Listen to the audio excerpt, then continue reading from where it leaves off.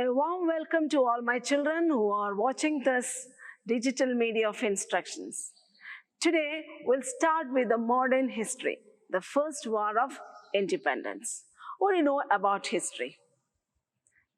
History means the study of the past or the story of the past. We study the past to understand the present. And today, we are going to learn about the first war of independence. Before we going into the subject, we should know why the Indian people revolted against the Britishers. Why they revolted? The Indians want the Britishers to be out of India, or they wanted to push the Britishers out of India. There are many other causes for the revolt. It says that 1756 to 1856, in between, there were 12 minor revolts against the Britishers because the English East India Company was exploiting the Indians. Because of that, the Indians revolted against the Britishers. And all this was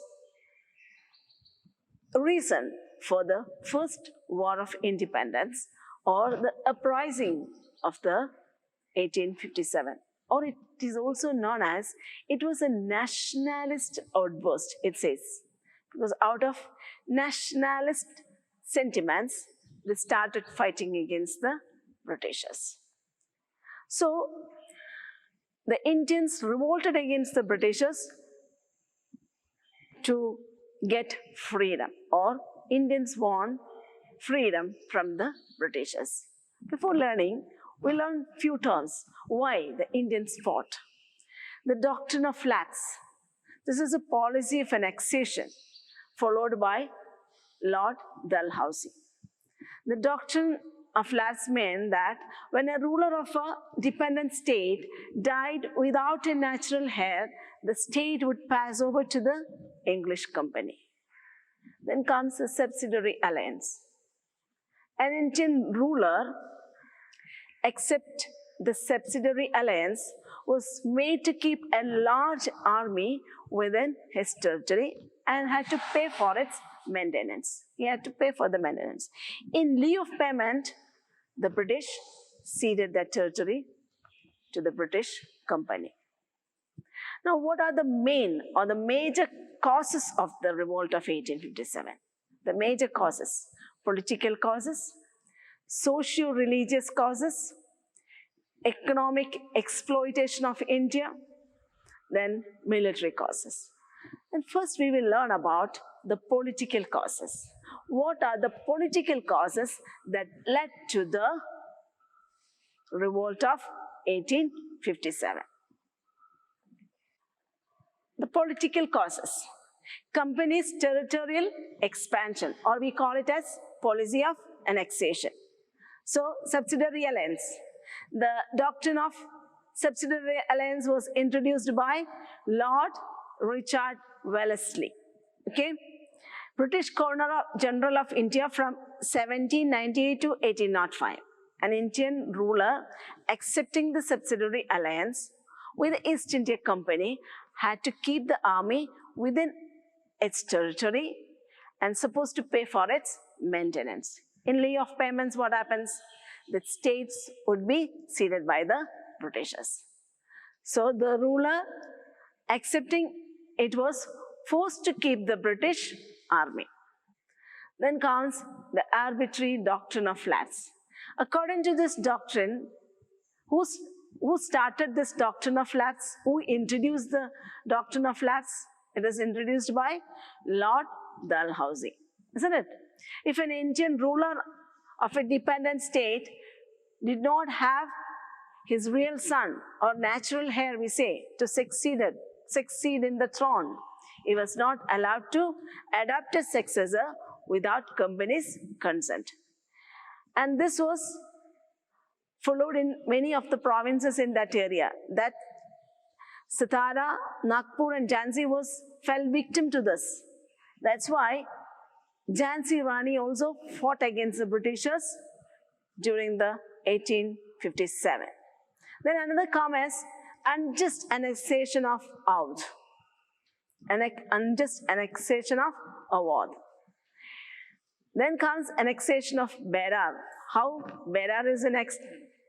When Nizam was not able to pay his debt, that area was also ceded by Lord Dalhousie.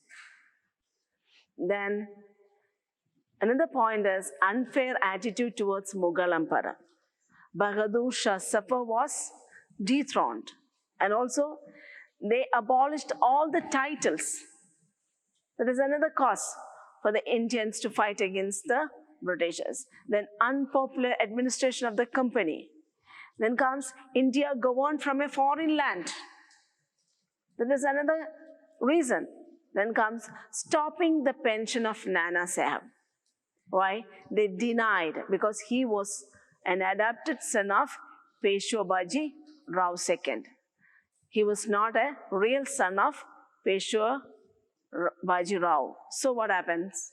They denied the pension for Nana Sahib. So the Indian people revolted against the Britishers. Then comes the socio-religious causes.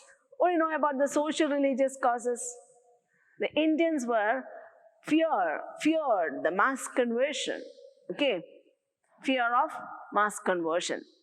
The teaching of the Christian doctrine was made compulsory in the schools set up by the Christian missionaries. The officials openly preached the Christian doctrine in mosques and temples.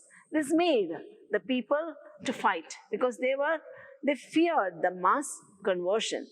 Then the laws that interfered the religious customs of the people. The first one is General Service Enlistment Act of 1856. Under this act, new recruits were required to serve anywhere in India or overseas. So that gave a great alarm among the Indian soldiers.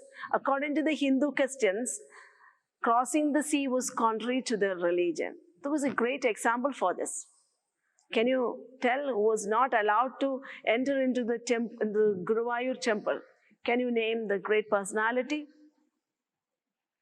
The first Prime Minister of India, Jawaharlal Nehru, was not allowed in Guruvayur temple because he crossed seas. He was not allowed in the Guruvayur temple because Indian people believed that crossing the sea was not good for their religion.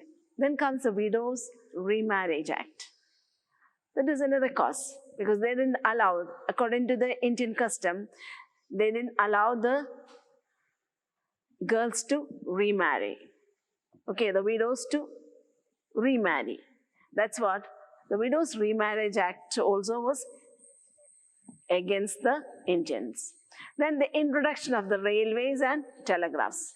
There was a rumor that telegraph poles were used to hang the people, and railway tracks are for throwing the Indians who is not accepting the Christianity. This was a belief among the Indian people. That was a rumor among the Indian people that the telegraph poles would be used for hanging them and the railway tracks are for throwing them in front of the railway engines. So that was the main reason they didn't allow the introduction of railways and telegraphs in India, and for that also they were against the British people. Then comes Pandits and Mullahs. Pandits and Mullahs were against the British teachings because they thought that they are discouraging the study of Islamic and Hindu literature. So they were worried, or they thought that they will lose their job. Because of that, they were also against the Britishers. These are some of the problems, these are some of the causes that Indians were against the Britishers in revolting 1857. Then comes the economic exploitation of India. The first cause is the ruin of Indian trade and handicrafts. how they ruined the Indian trade and handicrafts. They imposed heavy export duty on silk and cotton textiles. They ruined the Indian trade and handicrafts. How? They imposed heavy export duty on silk and cotton textiles, and the British goods were imported into India without any duty or at a nominal duty. Then British manufacturers flooded the Indian market with machine-made goods. Indian weavers and the producers failed to compete with them. And also, they made India was converted into an agricultural colony. They converted India into an agricultural colony. These are some of the causes that led to the revolt of 1857. Okay, now let me conclude here with the social, political, and economic causes. When you come to the next class, we learn about the military causes and the consequence of the same lesson. Thank you.